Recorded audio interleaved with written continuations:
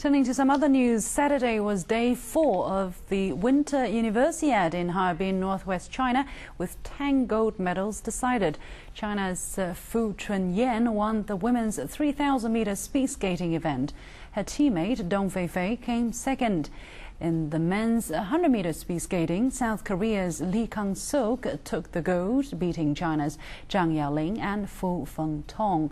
And in the women's K90 ski jumping, Japan won both gold and silver, while China took the bronze. This year's Winter Universiade has attracted many overseas visitors to ski slopes around Harbin, with 10% more skiers than previous years. Finally, curling is still a young sport in China. The country still does not have its own ice makers.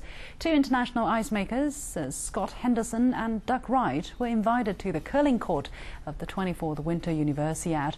They maintain the court surface, monitoring and adjusting the ice and air temperatures. In this story, we take a closer look at the ice makers' work.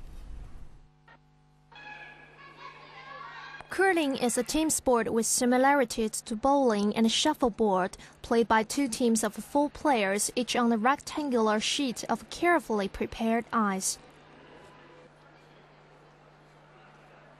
Scott Henderson is an international ice maker.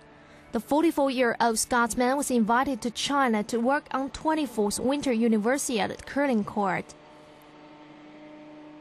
This is the precision cutting machine. This is the machine that we use to prepare the ice surface, which is very, very important to give good conditions to the athletes.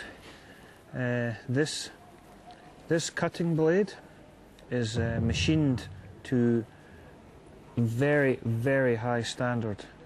It's very level and it is incredibly sharp. If you were to touch this with your leg, this would cut you to the bone.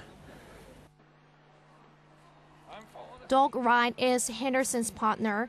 It's a nice time for the Canadian to come to China to work for the curling event. Our tasks, our jobs are actually quite many, from scraping the ice to pebbling the ice, which puts the little bumps on the ice which you've seen, to maintaining the surface, to keeping it clean, to checking the rocks, the curling stones, I mean.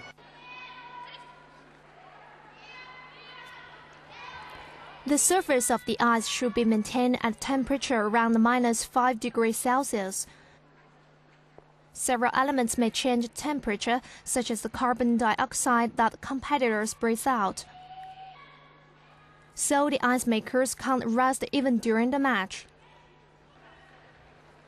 They must constantly monitor and adjust the ice and air temperatures, as well as watch air humidity levels to ensure the consistent play surface. Every event I go to is something new challenge, because every arena is different, whether it's air temperature, ice temperature, refrigeration capacity, humidity level. Every place is different, and it makes it a new challenge. Ice makers may not shine as curling's champions, but they are the real stars, the heroes behind the screen. Really interesting. And with that, we've come to the end of this edition of China Today. I'm Li Xing. Thank you very much for watching. Bye.